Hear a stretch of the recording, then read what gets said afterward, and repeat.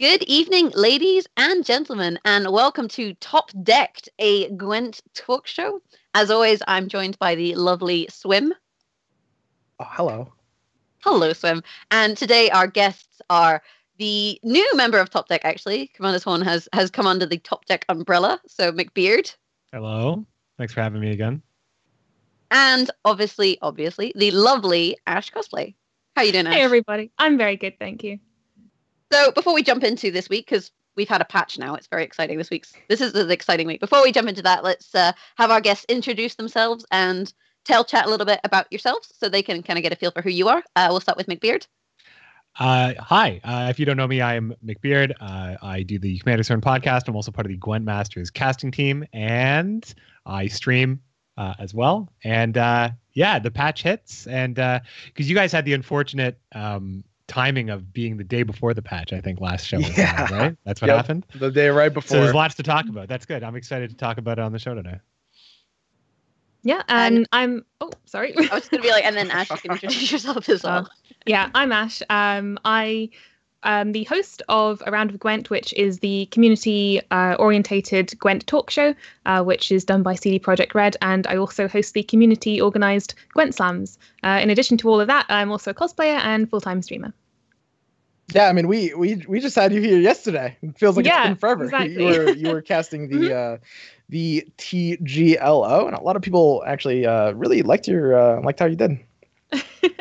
I know there are definitely things which I need to work on from the cast, but overall I was very happy with how it went, and it was really enjoyable, actually. I think me and Panda worked well together as a casting duo, and hopefully I'll get some more practice in the future because it was a good laugh. Casting's one of those things, it's tough to get feedback on, I find.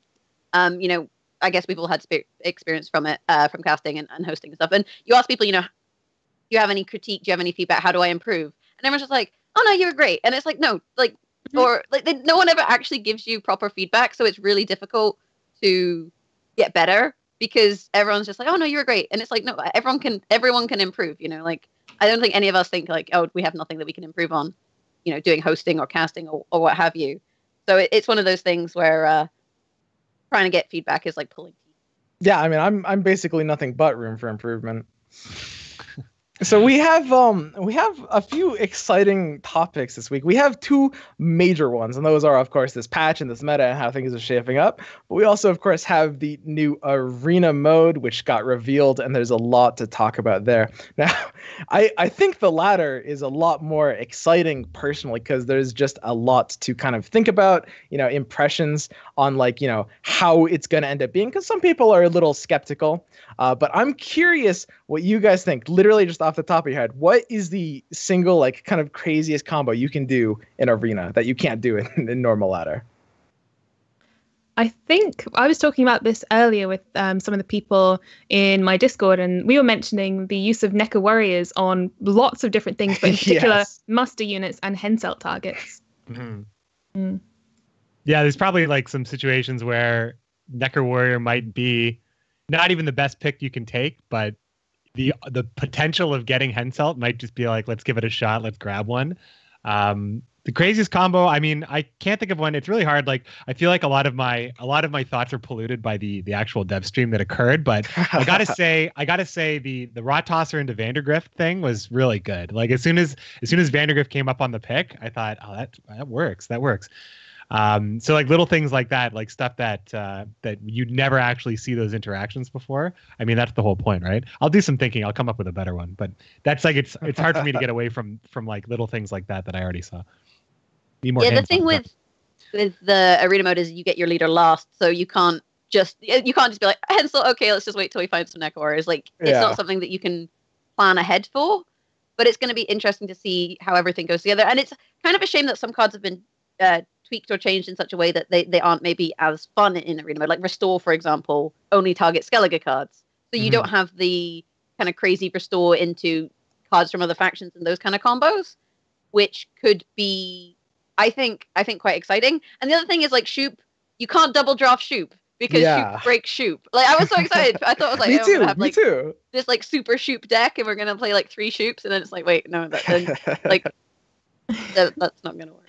Yeah. Yeah, I was thinking it would actually be a little too strong, but just because you can only like pick one of it, I think it probably ends up totally fine. What were we saying, Ash? I was just going to say that it's going to be one of those things where there are literally so many combinations. It's going to be hard for us to think of them now, but I'm sure some crazy things will spawn from this new mode. And I reckon there probably going to have to be some changes. I don't know if CD Projekt want to leave it, just as like a cesspit for everything to run wild, or if there will be, changes to stop things which could be, completely broken. Yeah, I mean, that's a great point, because like people are saying, on the Reddit and in the communities, people are saying that some of the combos are a bit much. Like being able to draft multiple silver spies is literally, the number one thing everyone is saying.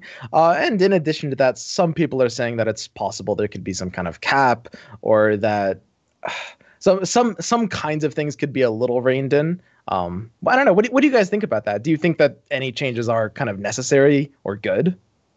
I think it's probably fine. We should get our hands on it first before anything gets too concerned about. Like, I think that stuff like the double spies or the spies even existing at all, like in a world where we can already kind of abuse the coin and construct decks to really kind of, you put Igni in a deck that you might run spy in, so you can most likely be able to maybe at least recover if you get the spy, and you can, you influence your opponent's row. The way in the Meadows of Old, you play Marigold Tailstorm because you play movement and you can influence.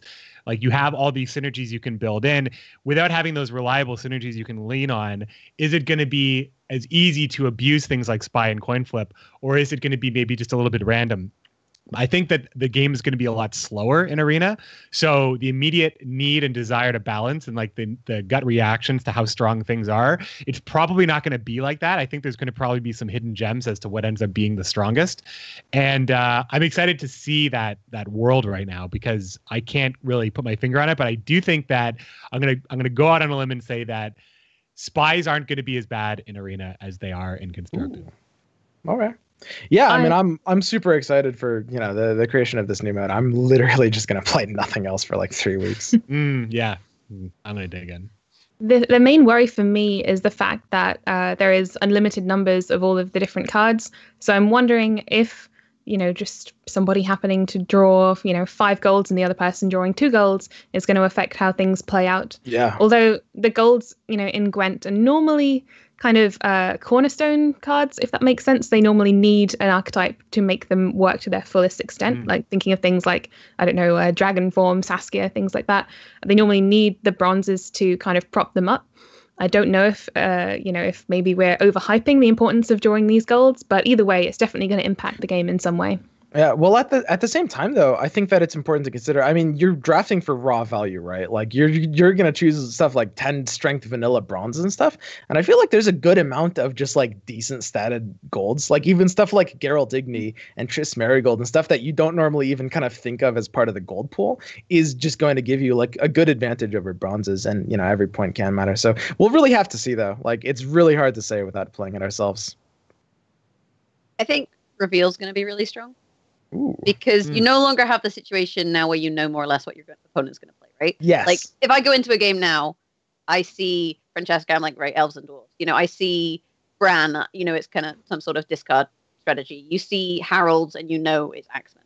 But that's not going to be the case at all in Arena mode. So then leaders like Morvran and cards like Vatia, I think, are going to give you that extra edge, because you then get a little bit of an idea of what to expect and are able to play around your opponent a little bit more compared to not having Reveal. So I think it's going to be stronger than it currently is on the ladder in Arena.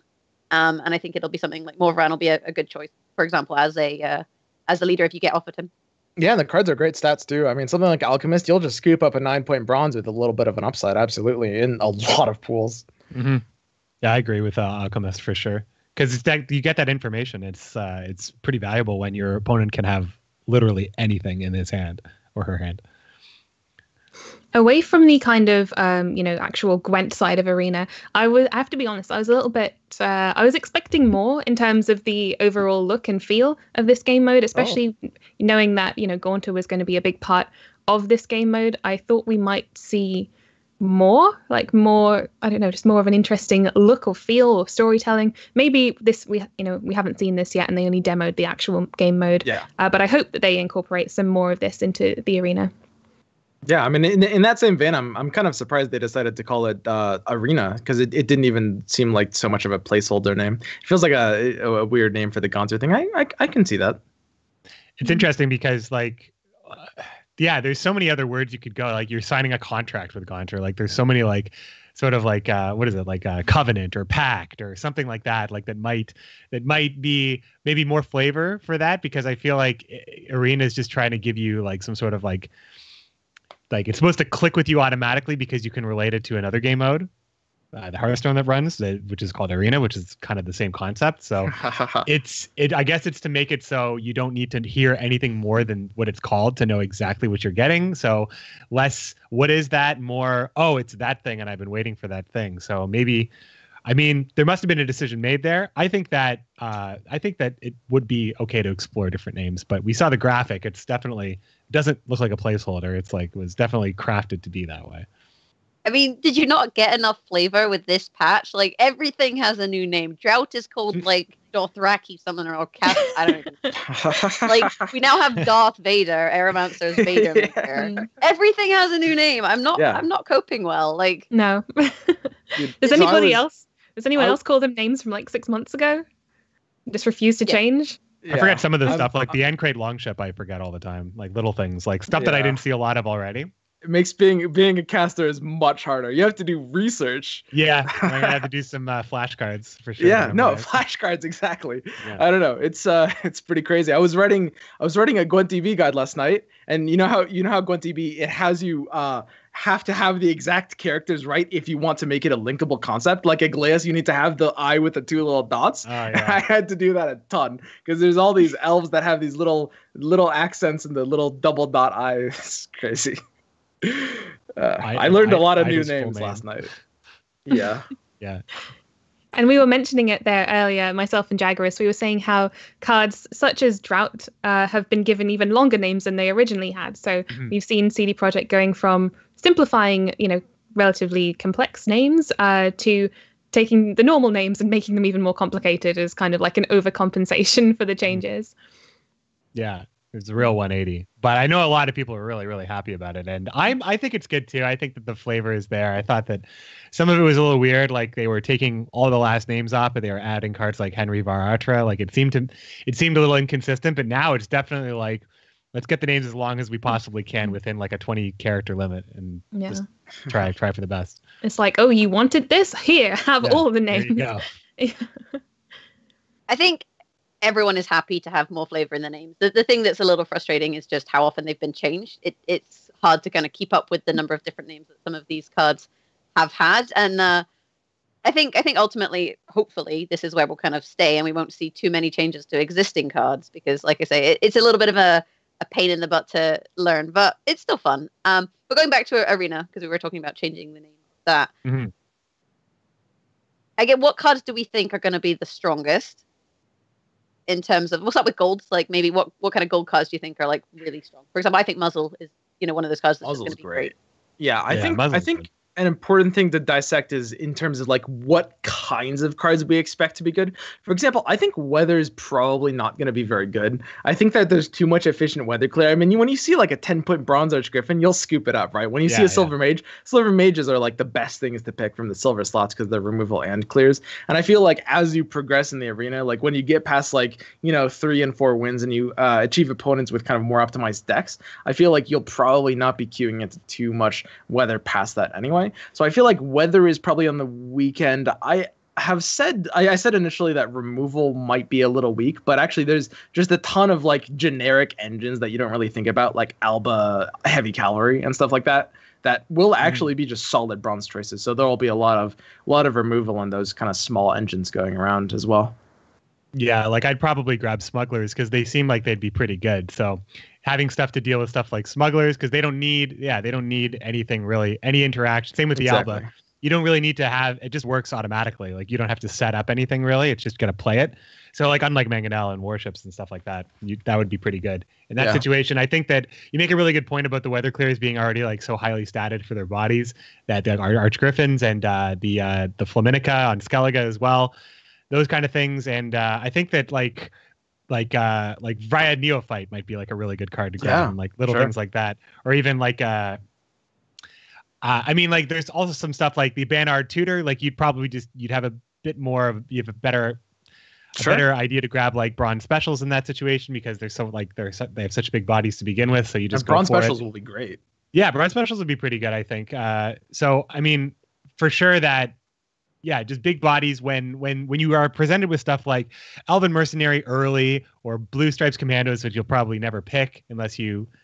I don't know how you could ever do it. I was actually talking when I was talking on the Commanders Run podcast this week. We were talking about how there'd be a lot of great synergies you could get with something like Reveal, but maybe you'd start with Alchemist. But like, where would you actually pull that trigger? Because they all work together. It's like, oh, I don't want to pick Alchemist because I don't have any Reveal, and then you let that go, and then you see a Darlin Foot Soldier. It's like, well, I don't have any Reveal, so I'm not going to pick that either. And then you see a Golem, and it would be like 3 cards you could have picked. Yeah. But you were too scared to pick that when you'd rather just pick the safer pick. So there's going to be cards that you probably will never pick unless you kind of have it out from the very, very beginning that you might want to build something like that if you saw it. And it's risky and you can end up with a bad deck. So I think you're probably always going to go with the high bodies.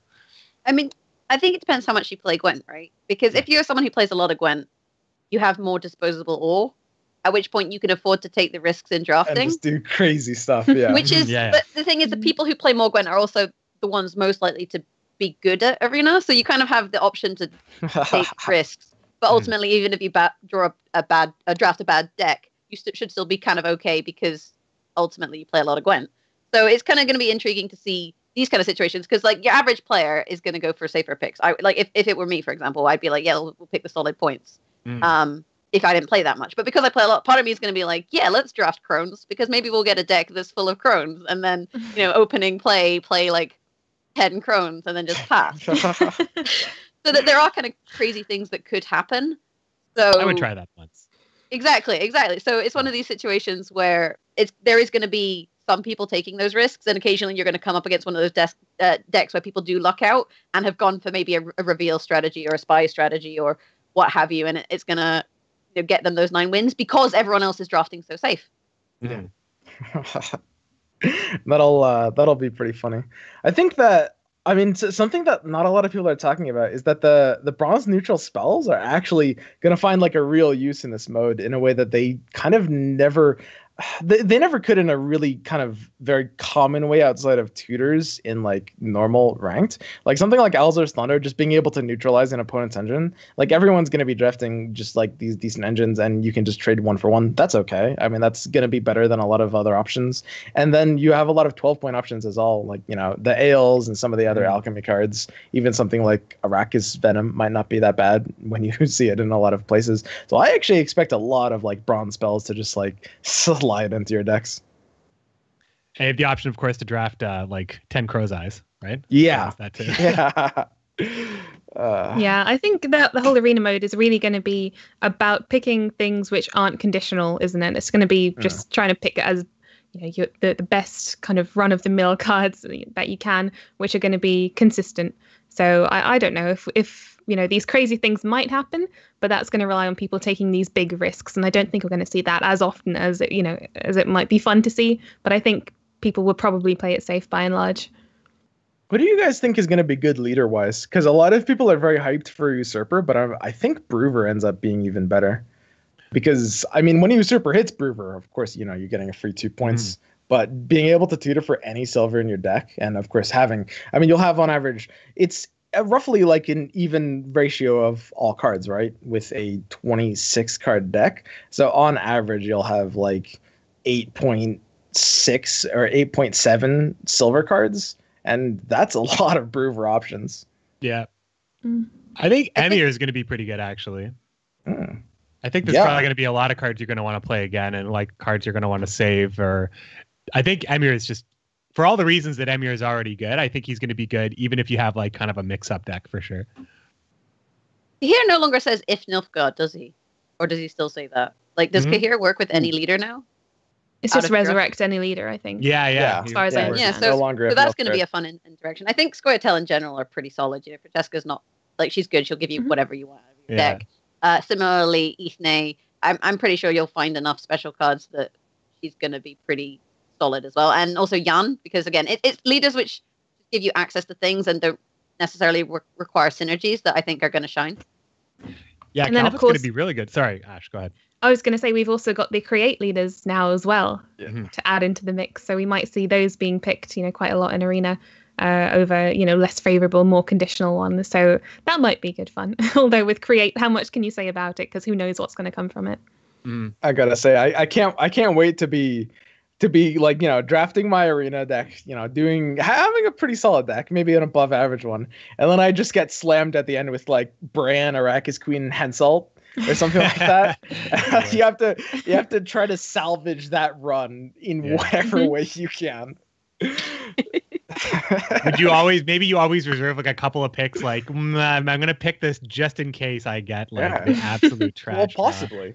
Yeah, and that's like, I mean, just imagine if you are like, you're queuing into Arena, you have a really good deck, you're at like 6 or 7 wins, you queue up, you're against someone else with 6 or 7 wins, and you see like Arrakis Queen. How terrified are you? Yeah, he's got basically a constructed deck, right? Yeah, exactly. It's just pretty funny.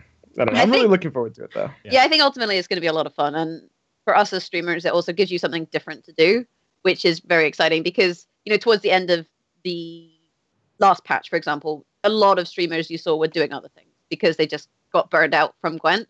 So a lot of people were taking breaks, trying new games, playing some, and, a lot of people were playing Slay the Spire, for example, and Monster Hunter came out. So people were kind of just trying out new things. But I think now that we have Arena, I love Monster Hunter too, but now we have Arena. So when you start to get that, dwarf burnout, or in, I guess, the current state of the meta, like Francesca elf burnout, you have that option of taking a break, it's just spending some time in Arena, and it is going to be a bit crazy. And this is actually something that's been quite contentious in terms of on Reddit and on Twitter and on social media, of whether people think the current Arena mode, like people have been calling it a clown fiesta, for example, and complaining that the Arena mode is not competitive enough, I guess. I think they're actually wrong.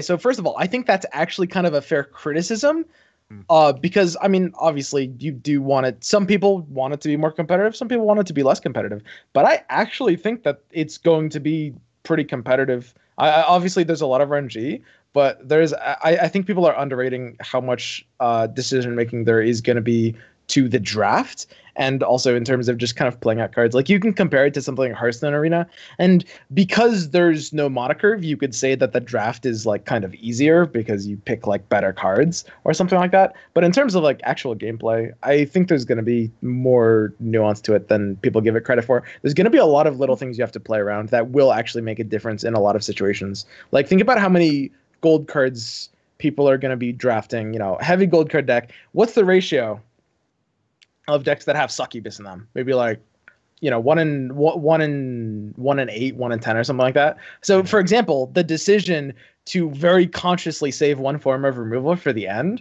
in case the opponent has succubus, which is something that, like, that's just a random example, but that's something that every good Arena player will do in every single game they play, will make a huge difference. Being able to be prepared against whatever your opponent might have.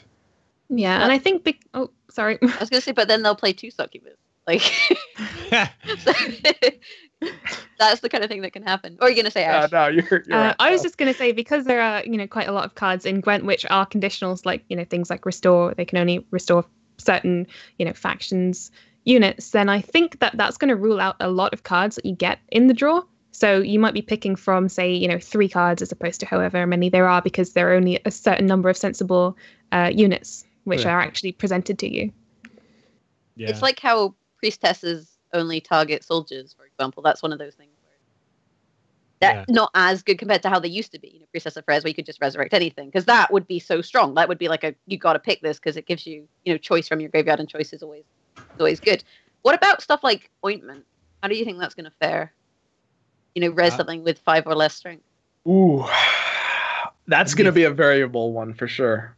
Yeah, it's interesting because it depends on when you see it in your draft. Because and your alternatives. How good the big bodies are, right? And your alternatives. So if we're drafting a lot of big bodies, we're probably not interested in running Ointment, because then we'd have to seek out lower bodied cards that would work synergistically. Like, lower bodied cards generally have some other reason why they're strong, and you may not actually be able to unlock that potential in your deck. So Ointment probably won't be as good. I mean, Ointment's really only seen like in Alchemy generally, and Alchemy is a super synergistic deck. So exactly. And it takes place in the deck building process where Arena Draft is also like going to be happening. So probably Oimond not so great. I just want to touch also on the skill-based stuff. Like I think that being able to react to highly, highly volatile and variable board states at any given time, like that's going to be a lot more difficult because you can't really predict the order in which things are going to come out or how things are going to play out at any given time. Every game's going to be so wildly different that you need to be able to really think on your feet. And I think that that's going to be just, you know, as far as like when you play, you're grinding, you play a ton of games, you get used to your matchups, but you can't get used to a matchup anymore because there aren't really matchups anymore. There are things that you can anticipate, maybe things you can react to, and you can get to know your deck and what you can do to solve various problems, but you'll be presented with a lot of problems. So I think that the skill is going to be on display. It's going to be a little different than Constructed, which is a good thing. Yeah, I kind of understand why some people are a little pessimistic about it and think that it's going to be, you know, an RNG fiesta of like what you find in your deck and then like winning the coin flip. But and you know, it's possible I'm wrong, but I'm pretty hopeful, like legitimately, that I do think it will be mostly fine in that regard. And like there's just a lot of little things you can do with drafting. Like for example, we were talking about Ointment just now. Like it's true that you don't want to pick it like too early on if you don't have like some like great 5 strength cards, but depending on your draft, if you find it in the first 5 slots, if you've drafted like 2 things already that it can target or something, it can really kind of open up a lot more options for you. And this is something that you'll find with any kind of like tagged synergy card that you can play in and of itself, right? Like any of the bronze like alchemy cards as well, which I'm saying are good, like Ale, Shrike, Petrie's Filter, like cards that just give you value. Not only can they be played as 12-point cards, but they open up possibilities later on in the draft. Like if you draft an Ale early, if you have a bad pack, but that bad pack has something like Sage in it or something like Bernard Tutor, you know, one of the alchemy style synergy cards, even something like what you were saying before, the K20, what was it? The Northern Realms 9 strength bronze tutor. Bernard Tutor, yeah, the Bernard Tutor, exactly. Like there's just like a lot of options, and like it does actually really impact like how you draft, even if there's no curve.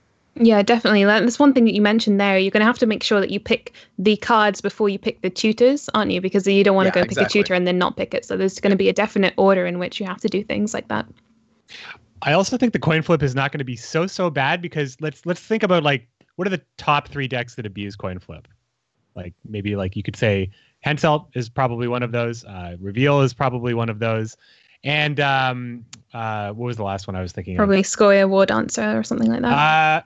Yeah, Skoya War Dancer. There's another one that I was... like Axeman or something like that. Like those are all like very, very synergistic constructed decks. So when you think about like why the decks that abuse coin flip are so strong on the red coin, you're not going to really run into those decks. So I just think that just by that virtue alone, and I could be wrong, there could be even bigger, better abusive decks that I'm not thinking of off the top of my head. But the point is like that landscape it's flatter now, I think. So I think that the coin's impact on you is just going to be lower in general. I agree. But on the flip side, pun totally everyone now has access to Elven War Dancer. Like that's something that you're going to have to be aware of going forward. That like I know a lot of people get frustrated about Elven War Dancer because I guess with carryover, you know, with say Barbagazi or Olgierd or Morkvarg, you know that it's going to happen. Like you can kind of decide when to pass based on the fact that you know my opponent will have this amount of carryover. Yeah. Whereas Elven War Dancer, you don't know. Do you know if they have it in hand? Well, maybe if you're playing Reveal. But other than that, you don't know. Mm-hmm. It's something that you have to kind of... You can kind of predict for when you're against Scoia'tael. Yeah. But like when anyone can play it, it's kind of crazy. And because sometimes it doesn't even play the voice line when you mulligan, you know, that's really frustrating. Because sometimes I'm like, should I mulligan my Elven War Dancer? Have they played theirs? I have no idea. Because if they haven't, I'll hold it. But if they have, then I want to match their carryover. And now it's going to be something that everyone can play. And that, I think, like, people are going to get even more salty about this card. Well, on the other hand, though, I mean, the small carryover is only really able to take like advantage of how it works if you can guarantee high tempo plays preceding it so that your opponent can never catch up, right? And it's also really obnoxious against these constructed decks that need to be able to play into a long round very synergistically. Like if I'm Consume or if I'm something like, I don't know, maybe even Reveal, or Axeman, if I see a War Dancer, I have to pass because I can't like semi-commit into this round and try to get ahead. Those decks don't exist anymore. And when you're playing War Dancer or when you're playing Olgierd, you're not going to have the guaranteed high tempo plays to stay ahead. So I mean, they will be good and you will pick War Dancer and Olgierd when you see them, but I don't think they'll actually be as much of an issue. I'm actually interested to know how important carryover is going to be in general, because, you know, you got War Dancers, of course, but you have carryover cards from every class. So you're going to see a lot of options to take Barbergazi, to take Mahakam Defenders, to take even like Adrenaline Rush in some situations. And, you know, I actually like, I think that's like the most hands-on. I need to get hands-on to understand like if those cards and carryover from round 1 to round 2, like what that battleground is going to look like, because we know carryover has been so important. Like over every meta of Gwent, there's been some sort of carryover thing that's been a problem. It's been Neckers, it's been War Dancers, of course, it's been Morkvarg and Olgierd and things like that. Like it's been addressed in so many situations, from the boost being reduced to Morkvarg and Olgierd ultimately being nerfed. There's always been something. Neckers obviously losing their Death Wish carryover as well.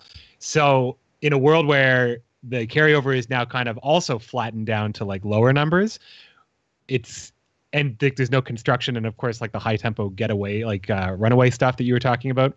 Yeah. What's it going to look like round 2 to round 3 at the higher win levels, like 7, 8, 9 wins? Like, are we going to see carryover be the star or not? This is interesting because I went on a massive rant today in my stream about Ciri Nova for a very similar reason to the reasons why you guys are saying that War Dancer in every deck is a terrible thing. But again, I went on this tangent today, and this is another tangent, but about the fact that it being a neutral card available for every deck, which is, you know, emphasizing the importance of having last say, and then making the whole game of Gwent about having last say and, you know, the order of turns and coin flip and things like that. I think Ciri Nova, I just want to get this off my chest. I just think that Ciri Nova is another one of these problems, which is making Gwent about the completely wrong thing. But anyway. I think that's fair to say. Like, Nova's, it's very, very good. It's one of those things also that it's hard to counter because it's not a boost or anything. So there's very specific cards that you can use to counter it. It'll be interesting to see how it affects arena mode, because typically you're going to be drafting a Nova deck, so when it pops up, you probably take it. You know, I don't know what to make. But you need 2 of every bronze. Yeah, right? you have to have 2. Exist in arena. Yes. Cool. Yeah. I thought it was just less than 3, but if it's 2 of every bronze. One day there will be some like YouTube clip on some like, you know, like some crazy situation where someone has a Nova deck in arena, but it is 2 Novas. That's what it's going to be. That's what you meant. Yeah, and they have like 4 Novas. You can construct that, I think. I think that's what I'm looking forward to the most, is going to be the crazy clips that are generated from this, where someone drafts the most ridiculous hand, which synergizes, you know, like, I don't know, monsters and Squirtle perfectly, and then we get some crazy stuff. That's what I'm most looking forward to. Like, here's the thing, though. You only have like 8 bronzes in arena on average, right? Like I said, 8.7. So if you just get like 4 of the same bronze twice, like, that's a Nova deck. You could have like a deck with like 5 Novas and just 2 bronzes. The same 2 bronzes. Oh, that is true. Yeah. You don't have to have 16 bronzes. You probably won't get 16 bronzes if the dev stream is any it's actually possible. Yeah, it's possible. Who needs last say if you have 5 Novas? Someone's going to try for it, and it will work eventually. One thing I do want to talk about with you guys is, what do you guys think about Sarah and Johnny? Because I think Sarah and Johnny are going to be pretty strong in this format, because then if you do get a bad draft, you can throw it. So I feel like having the option of trading out a bad card for a good card is going to be pretty useful. I think Johnny's probably going to be okay, because your opponent probably has all sorts of treasures to steal and use. He's 2 points less on the other hand. True. I mean, are we comparing Johnny to Sarah? I mean, Sarah's probably fine as well. I mean, just not so much comparing them as that kind of style of card to draft where you can trade out cards in your hand for other cards. Do we think that's something that's going to be popular, or do you think that it's not going to be? Probably less likely to have. I don't think it'll be that popular, but at the same time, I mean, the thing about arena mode is you'll see everything, right? Because like eventually someone will have like a bad enough option, like 3 kind of silvers that they can't use, and yeah, something like Sarah or Johnny is definitely not bad. when you're faced with like God, restore, etc. Yeah, I mean, I think with cards like that, it's kind of because your whole deck is, randomly generated, it's just down to luck. If you don't have what you want and it's in your deck, it's useful. But if you already have what you want, then it's not that useful. It's just, yeah, it's a question of whether you have what you need in your randomly drafted deck or not. I don't think it's going to be that important, really. Fair enough. Anything else you guys want to talk about in terms of Arena? Another card I think maybe worth touching on is Slave Driver. How do we feel about that in an Arena sense? Auto pick. Probably, yeah. It's just one more point for probably a good card that your opponent has drafted. As far as like, because I think that just more it's more likely it's less. You're not going to run into stuff like Slave Driver and 40 card full test where you're presented with 3 commandos. You're gonna get probably better bronzes because your opponent's drafted better cards. Yeah, definitely. I a card like that, you're picking from a already cultivated pool of cards as opposed to completely random, if that makes sense. It's not from the whole collection, it's from what your opponents already chose to have. So I think it's a good idea, yeah. It kind of can't be like the best bronze, though, I think, for the same reason that Usurper kind of can't be the best leader. Like, it's giving you an extra point on something that's going to be solid, and it's going to be like a very good bronze, but there will have to be like a couple of bronzes that just are even more so the gold standard, just because it's not as reliable, even if it's 1 free point. Mm-hmm. I wonder what they would be. I think skirmishes. I think just solid guaranteed points and damage is the standard type of thing. I reckon that's going to be a solid choice. Yeah, I mean, the dwarf tag is going to be really valuable. Like I was saying, I mean, you are going to want to pick around tags a bit because, like, if you're early on in a draft, you see something like Dwarven Skirmisher, like that's a great pick because it enables you. It unlocks stuff like Poly if like the silver choices are bad, or like Barclay. And there's actually Agitator, of course, there's a pretty good amount of dwarf synergy around. So for the first like part of your draft, you will kind of want to go like a little more tag heavy depending on the situations. Any tags that can unlock some good future choices for you. And it's good, like, when you think about a card like Skirmisher, which is already good by itself, but now you have Dwarf Synergy as well. Like, one card that I think is going to do really, really well is Savage Bear. But now you have Curse Synergy as well. You have Beast Synergy as well. So, like, I think Savage Bear actually might be a card that, like, I would always pick, I think. Like, it's... Unless, like, even when you get it late, at least it's 9 points, but it's probably going to be 10 because unless you're playing it last, which you probably wouldn't be. So, 10, 11 points in a very bad situation. Because it's just, I think it's just in Arena, it's going to be more about cards that are like about single card bodies, cards that interact by themselves. So while when you compare it to something like Hawker Smuggler or even a pre-nerf Savage Bear, where it interacted with everything that occurred, like every pull, every bit, and like the denial of some cards, I think in the Arena world, Savage Bear kind of goes back up to being like a really, really strong pick. Yeah, definitely, because these are cards which don't care what other cards are on the board. They're still going to get their full potential. Same with things like Vryad Dragoons and Smugglers, like you mentioned.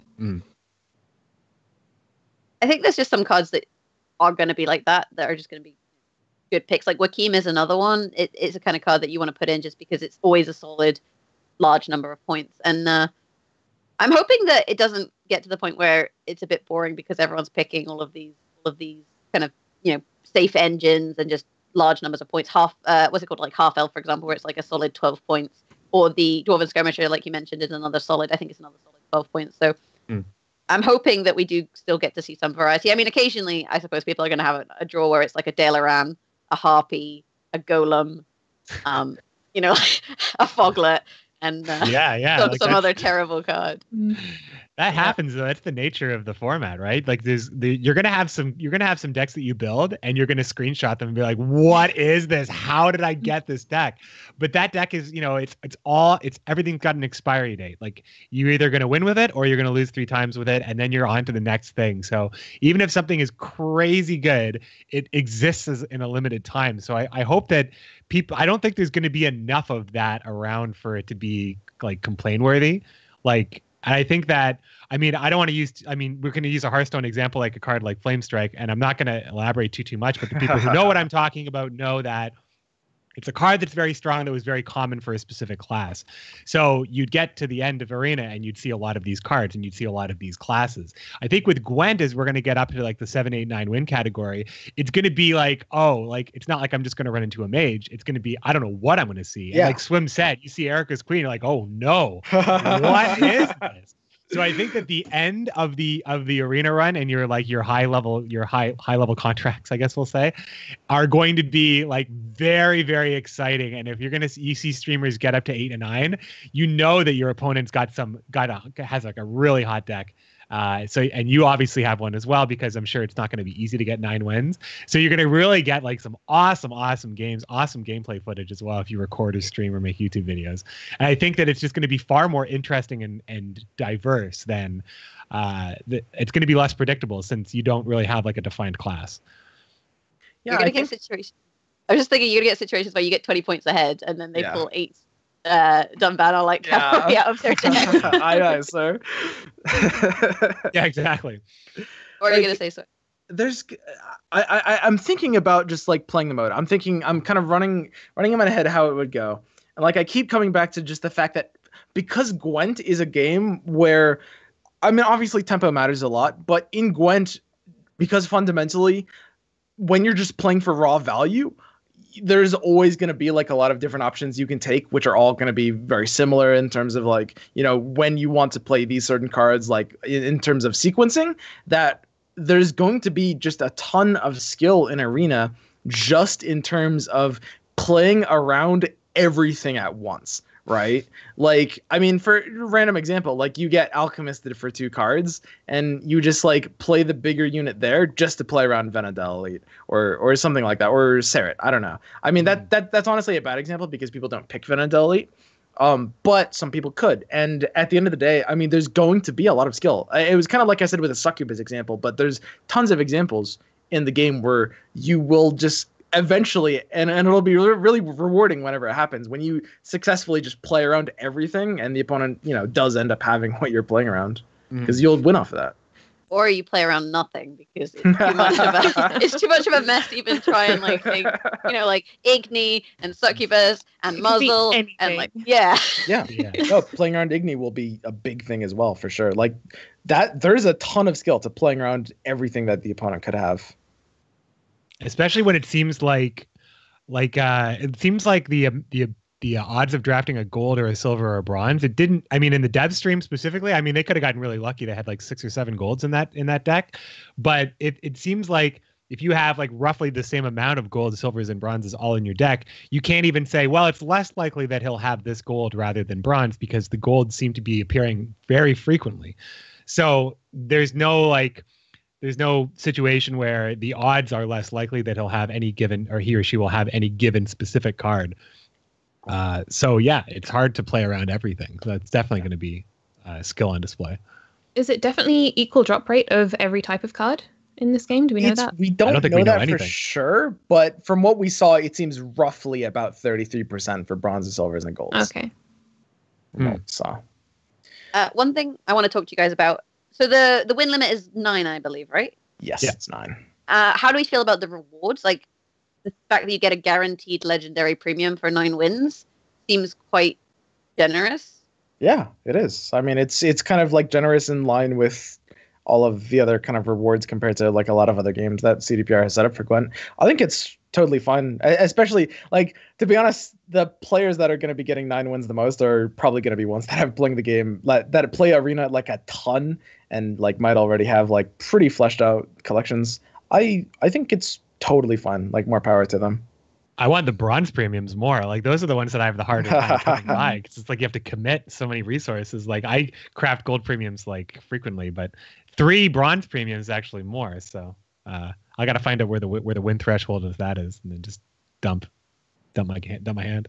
Yeah. Do we know? Oh, continue. It's okay. I was going to say, do we know whether having a smaller collection is going to benefit you in this case? Like, I don't think people will be milling their collections just to have, the good gold cards. But do we know if that's going to affect it? Because it does pull from your collection, right? Or is it a universal full collection? I think it's universal. Okay. Yeah. Okay, good. Phew. That would be strangely that amusable. That would be hilarious. Very, you mill every card except for Reaver Hunter. Dedication. And Necker Warrior. Yeah. And Hensalts. See, I think like 9 wins is really generous because other arena modes are typically 12 wins. So having it 3 wins cheaper, I think, makes it much more likely. And I'm wondering if we'll end up with, a mode, for example, where it was like you have to get 100 wins in 10 drafts or something like that. Whatever it is that they do in Hearthstone, it's like a challenge where you have to try and get a certain number of wins across, like an average, as opposed to just get the 9 wins. Whether we'll get some of these kind of crazy records and stuff, and that's going to be something I think that's really going to be exciting to see. And I think it's ultimately going to make Gwent a more fun game to watch from a streaming perspective.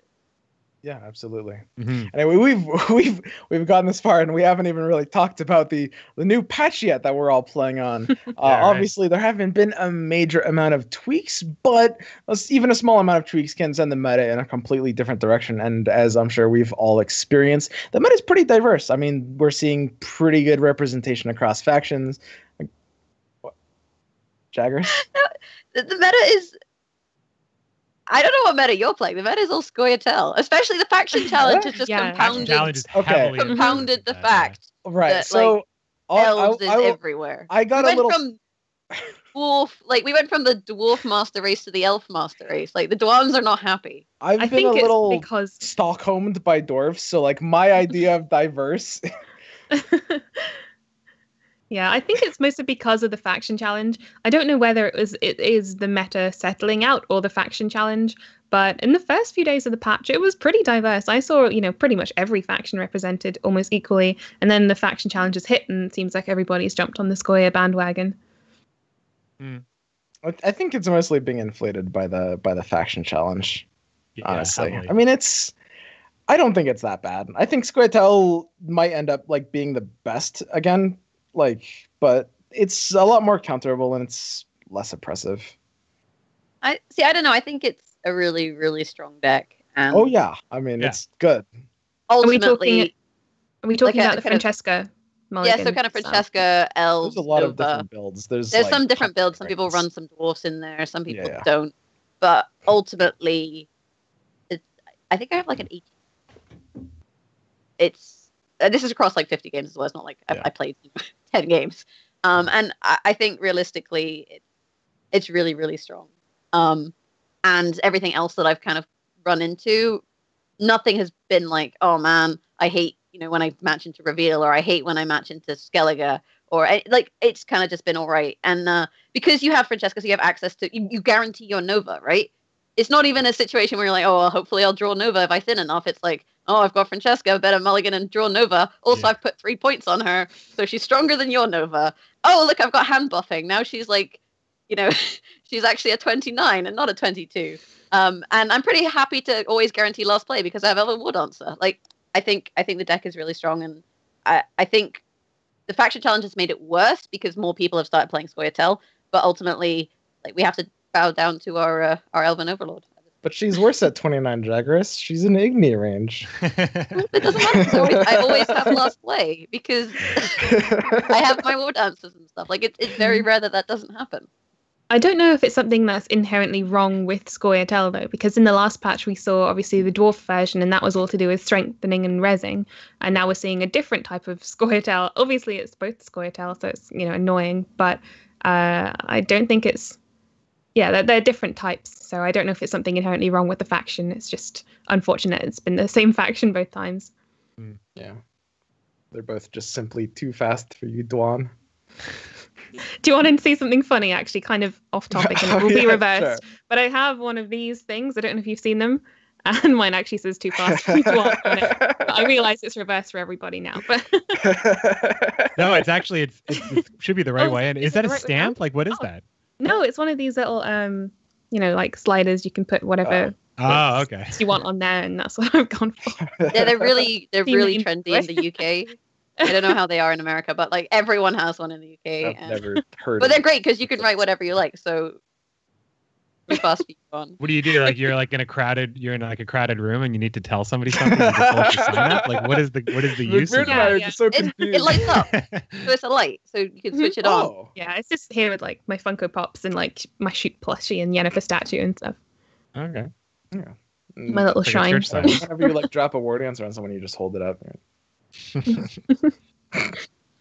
I like how Milena's now meta. I'm just going to put that one out there. Mostly because I absolutely love her voice line. Like, what is it that she says? I can't think what it exactly is. I just know. I hate you. Every time she plays that voice line, I have to do it. Like, it makes me so happy. No, that one is one of my favorite voice lines. Voice line in the game, by far. So how do you guys feel about? Okay, so I'm getting a sense in the room that we're experiencing a displeasure of the amount of Scoia'tael that's being played, and I do agree. Although it's kind of hard to tell how much of it is because of the faction challenge. I do think that it's much more of a counterable deck than Dwarfs, even though it is very strong. And I feel like I want to be at least like slightly cautious about. I don't know. I'll in a few days, if we're still in this state, then I'll absolutely jump on that train. But what do you? Well, 5 days until the faction challenge is over. It means it's probably going to be pretty Scoia'tael heavy. I mean, and then Skellige maybe as like the other side of it. Like I played today. I didn't play a lot of games, like 18 or 19 games, and it was mostly Scoia'tael mirrors for me because I'm trying to go for the Scoia'tael border. And the games that weren't Scoia'tael, there's like maybe 5 or 6 Skellige games, and I had like 2 Northern Realms games. Didn't fight against any monsters at all. And Nilfgaard was very, very underrepresented as well. First day, though, was like the first day I streamed this week was like a lot of reveal, but that's all gone now. And now it's the faction challenge came in, reveal stopped being a thing. All of a sudden, like where I'm at in the ladder, I'm still climbing. But it's just the faction challenge until the 20th is probably going to keep things very green. I've just had a really weird flashback to, I think it was the last time I was on this podcast, and we were talking about how every single patch Dagon is always the most OP leader, is always ends up being on top, but we haven't seen that recently. It's just I've just noticed it. It's kind of like a shift in the last maybe a couple of months, half a year or something like that. Because it used to always be Dagon around like last May. Yeah. No, there was kind of like a 6-month period where it was. I mean, you got a nerf, and it was like, well, what Dagon deck are we going to build now? We're kind of clear of that, and out of the frying pan and into the freezer, as it were. Well, I mean, I think Deathwish Dagon's still pretty good, but you don't need Dagon in that deck specifically to really utilize all of those cards. So it's not even like 100% Dagon there, but yeah. I mean, hopefully in the future they'll give him Moonlight. They'll give Moonlight a few more synergies, and then he'll have his time to shine once again as the new Moonlight leader. Because I mean, I really want Moonlight to be a thing. I really like it, and that was that was a little thing that was like kind of, they teased us with it before the midwinter expansion, right? Do you remember? Yeah. For like a couple of weeks, they were like, oh, Moonlight, we'll tell you later. And now it's just kind of fallen flat, unfortunately. But hopefully in the future they'll, be able to buff it up a little bit. I mean, I play it in my Eridan deck because it's, a way of no one's really running clears and stuff, and there's not much weather that people can play against you. So I play it with Frost to kind of basically keep up in tempo with the Eridan deck.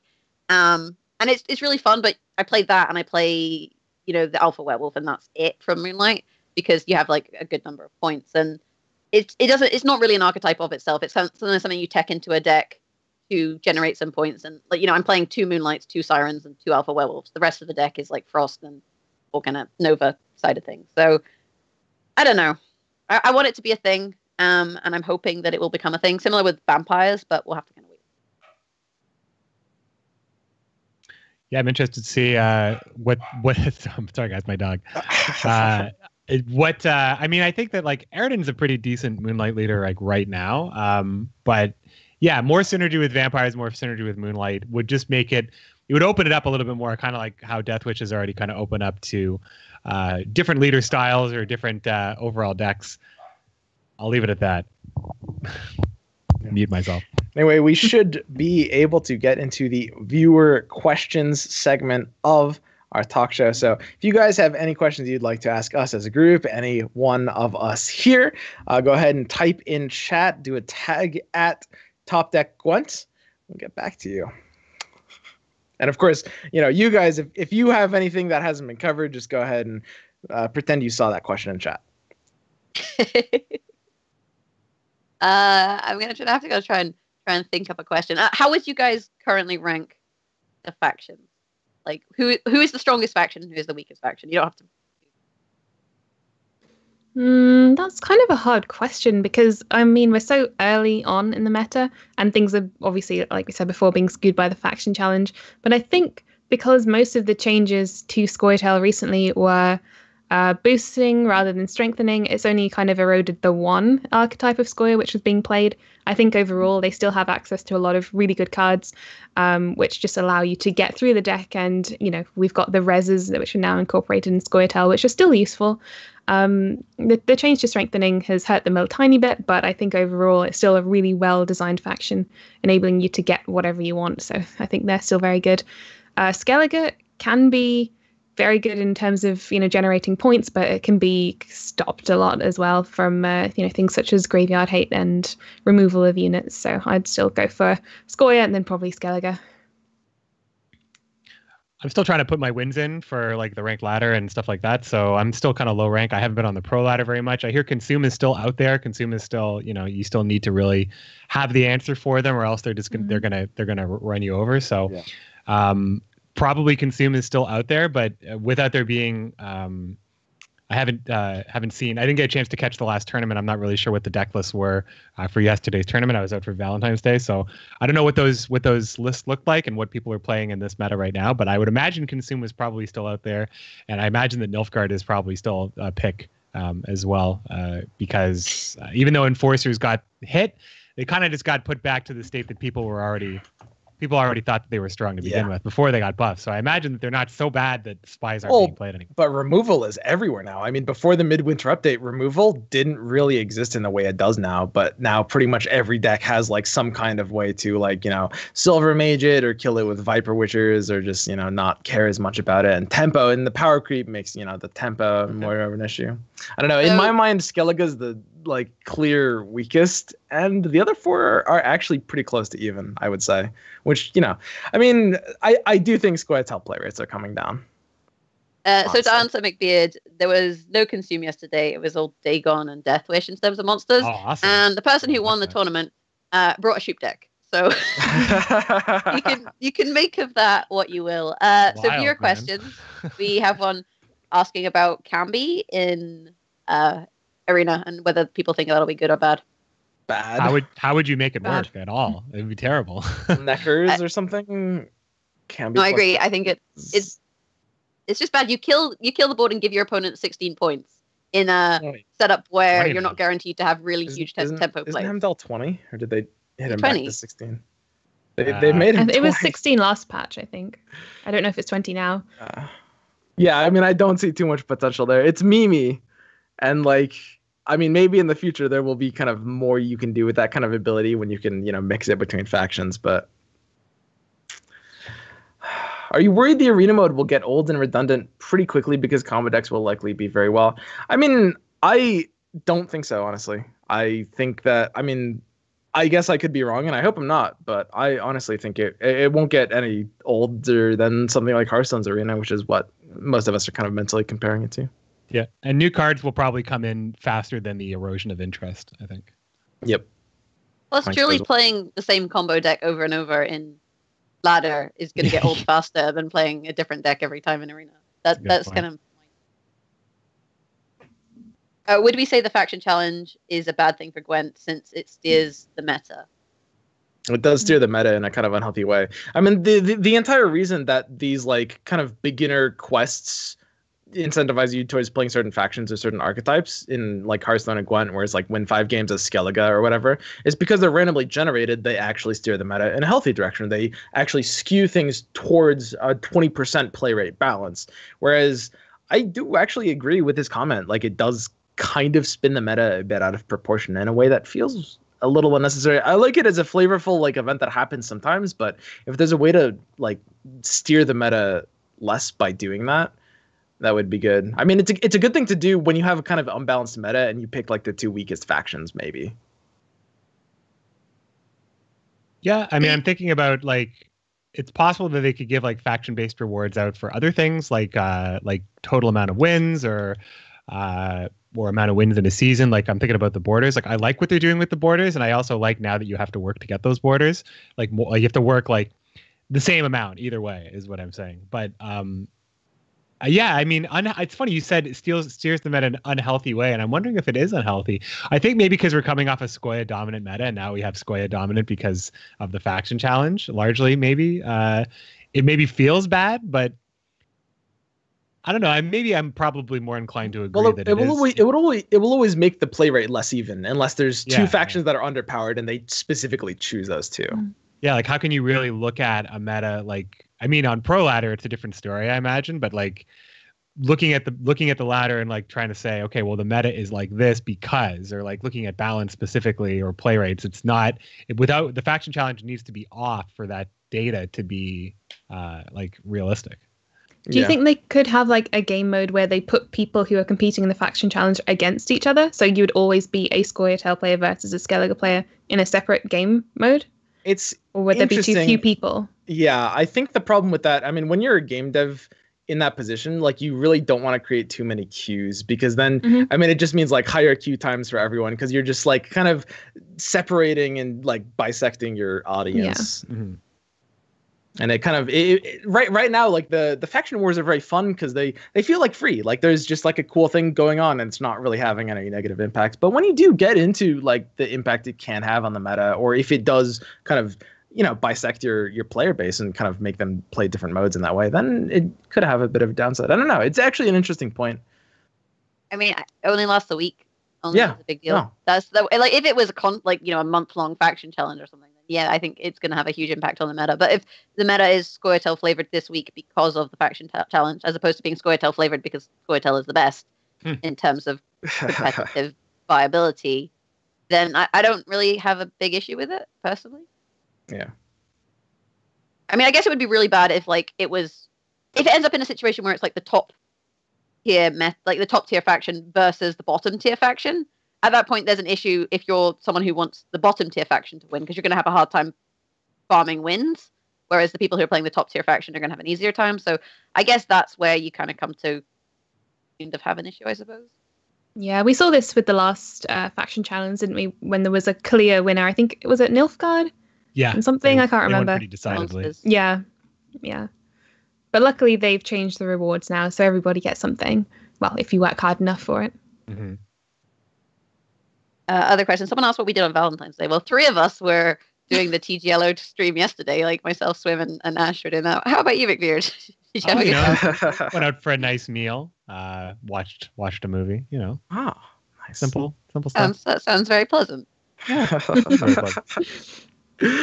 All right. Well. I like this question. Should the cards in Arena show their faction card back?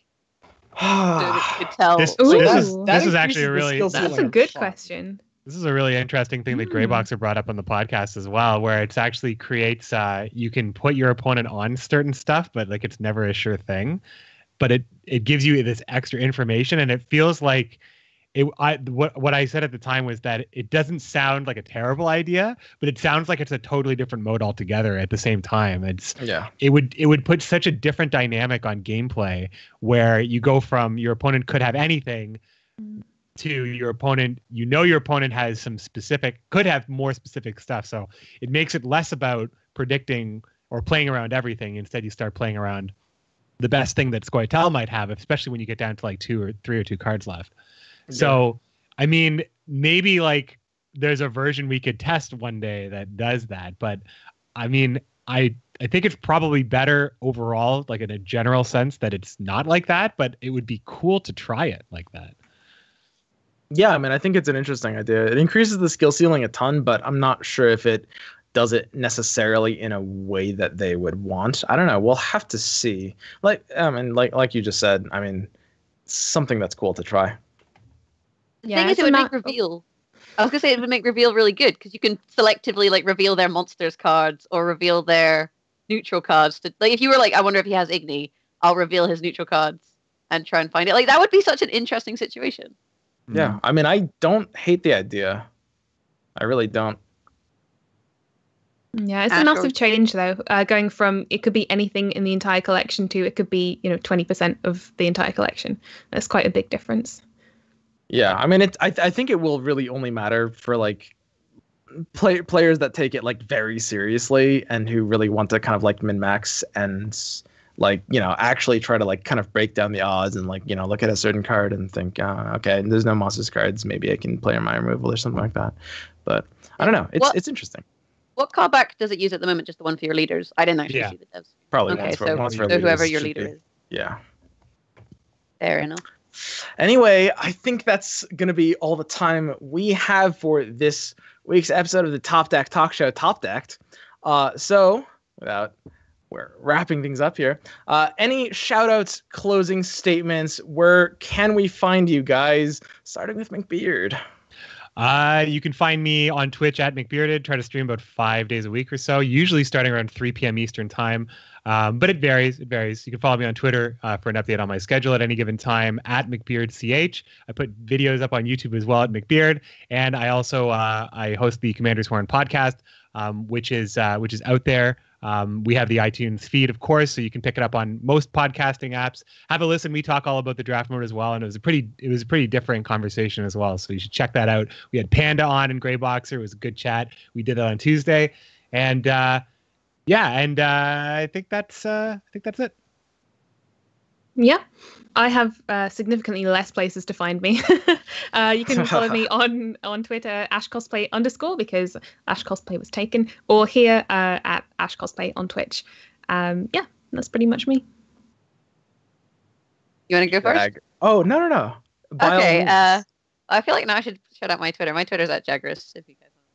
I never shout out my own content because I'm here every week. Yeah, so it feels kind of rude. Like, follow me on YouTube and stuff. No.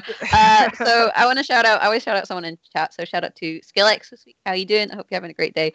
But also shout outs to Crash Overlord. For those of you guys who don't know, myself and Crash now do a weekly YouTube series on the Topdeck YouTube channel. I've linked it in the chat there. It's called the Weekly Critically, where we basically give you guys feedback on your deck. So we'll play a deck that you guys submit, then we change it and make improvements basically, and then play that one and kind of compare the two. So if you want to check that out, that's on YouTube, and that'll explain how you can submit your deck if you want to. The other thing I want to quickly mention is that tomorrow at 6 p.m. CET, there will be a stream for the Trial of the Grasses, which I believe you're casting, McBeard. Yeah, I'm casting with Panda. We are casting on, it's for tomorrow at noon Eastern time, 6 p.m. CET. So check it out. You know which stream channel, like which Twitch channel it's on? Yeah, I'm not sure either, but it's happening. It's happening. So maybe you can follow one of us on Twitter and you'll find out there. Yes. And also on Sunday, me and Swim are commentating the Russian Gwent. Oh, we are? Tournament. We're doing the English cast for that. Okay. Yeah, no, that sounds good. That's on. I'm pretty sure. Well, that's what I've been told. So no. I'm sure we're doing it. I'm down. That's dude. Sunday, I'll cast anything. 4 p.m. So there you go. Swim. It's all yours. Yeah. No. I mean, I'm looking forward to that. So we'll be doing that then. And see you guys for that. I'd like to give my shout out to my main man Lurtz, who does a ton of work behind the scenes. He's the one like kind of setting everything up here, and he. You guys don't see him, but sometimes, if you're lucky, you hear him. Anyway, we will see you guys back on this channel on Sunday at the same time, where we host the Grandmaster Plan podcast with Shoe Plays, Joe Snow, and Trudon.